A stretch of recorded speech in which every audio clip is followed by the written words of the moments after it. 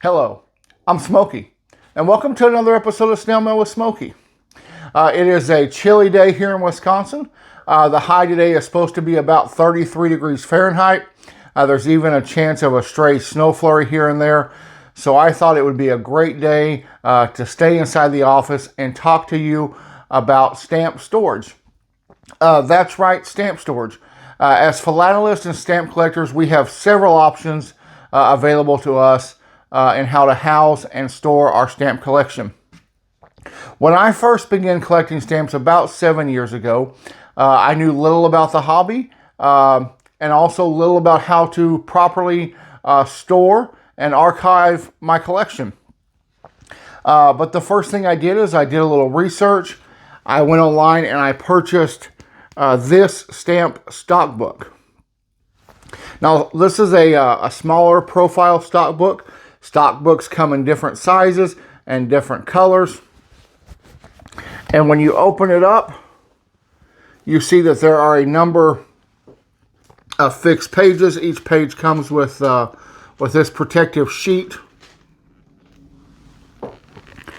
And then you have spaces to store your stamps. Stock books are a great option for collectors to house and store your stamps.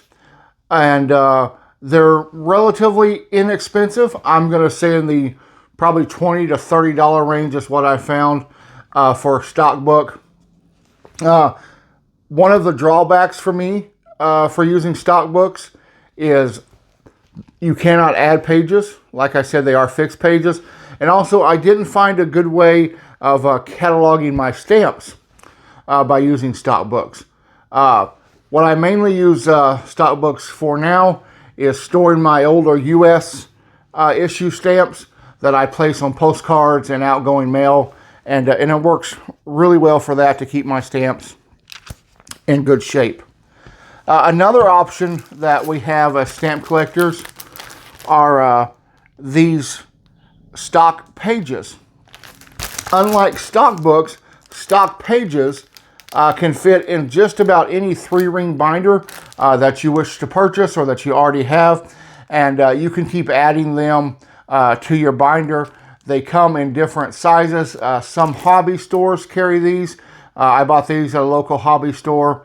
You get 5 pages to a pack. You can buy them in multiples of 25 and 50 and 100 online if you choose to do so.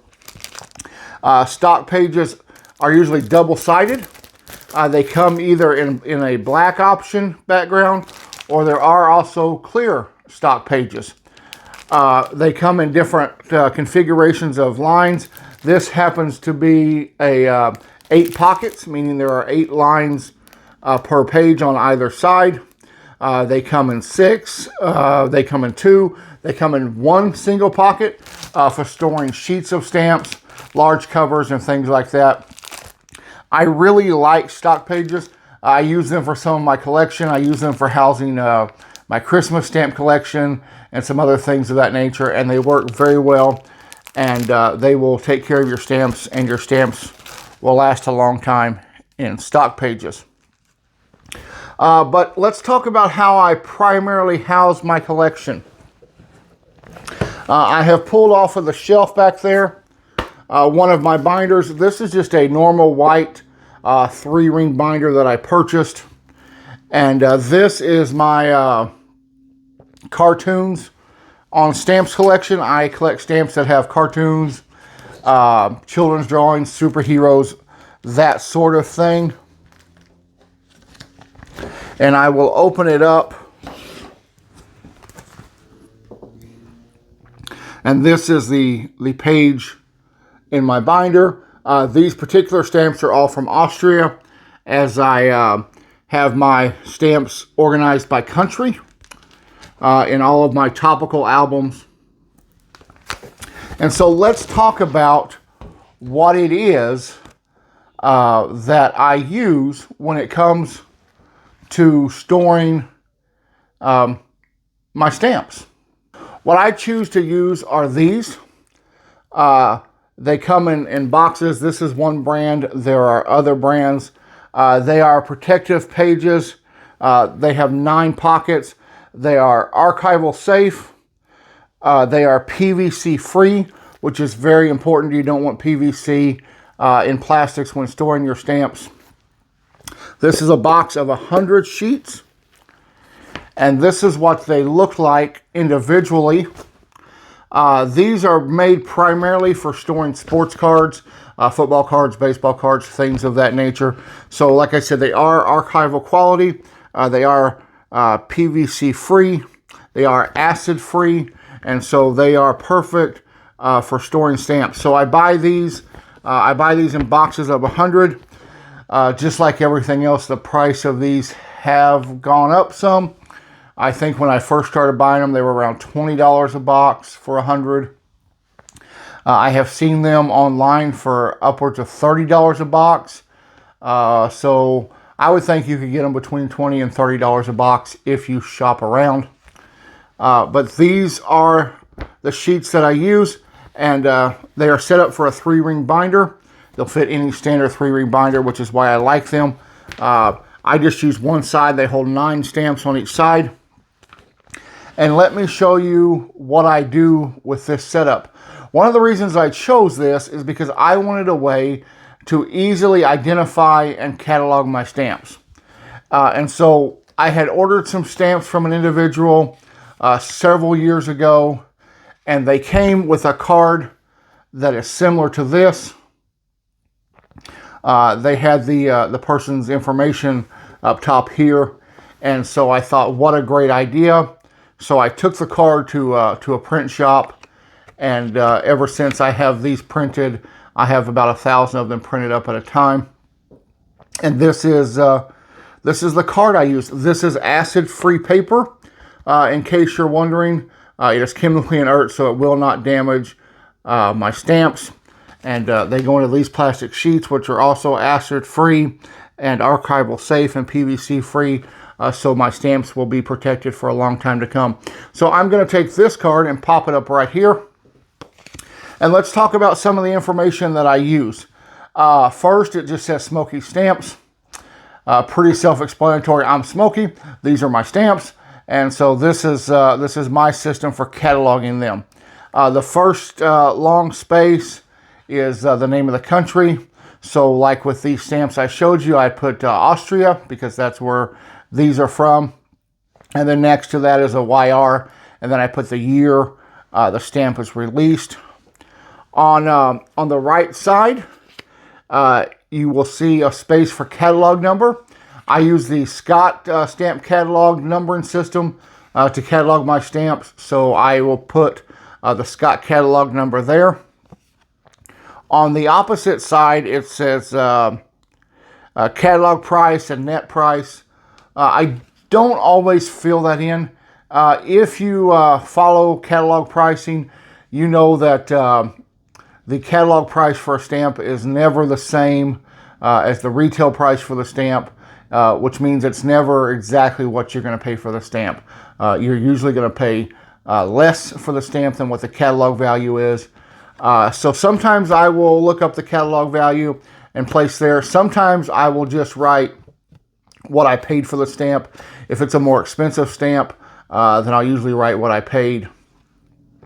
And then the net price is if I happen to store 2 or 3 stamps together in a series of stamps, I'll put what I paid for all 2 or all 3 stamps. And then we go to the middle section, which has several options. The first column on top says mint, used, or CTO. So I check mark the condition of the stamp. If it is mint, that means it is from the post office. It has never been postally used on a cover, a letter, a postcard. It is just like it came from the post office, then that means it is mint.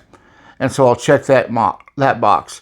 If it is used, meaning that it has been used in the mail, and it's been soaked off a cover or a postcard or a box or whatever, then I'll check that box.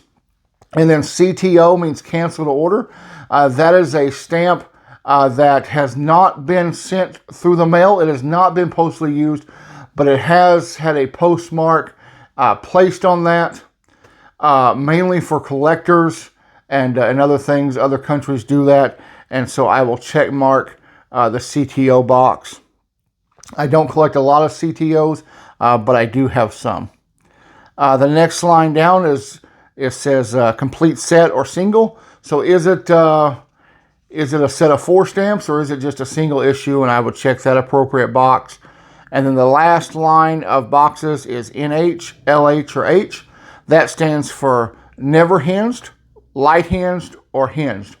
So as I mentioned before, when you have a stamp hinge, when you remove the hinge, it still leaves a part of the hinge behind. It still leaves residue. It leaves a mark. And so if the stamp has never had a stamp hinge applied to it, then I check mark that box.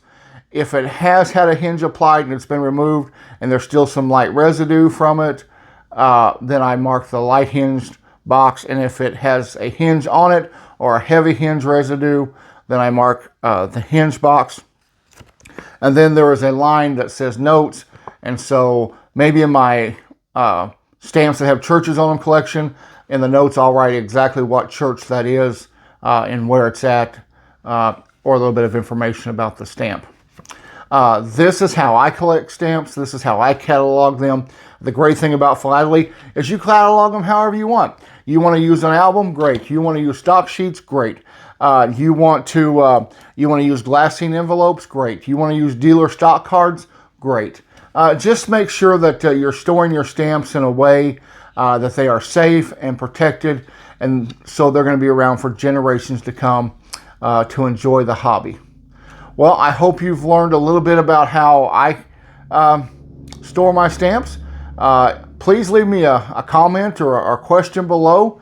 I'd like to hear how do you store your stamps? What do you think of how I do it? Do you like it? Do you have any suggestions? If you haven't done so yet, please consider subscribing to this channel. Also, don't forget to hit the bell icon so you'll be notified as soon as future episodes are ready to view. Well, I'm going to stay inside and sort some stamps today. I hope you have a great day wherever you're at, doing whatever it is you're doing. Until next time, have a great day. Thanks for watching. Bye-bye.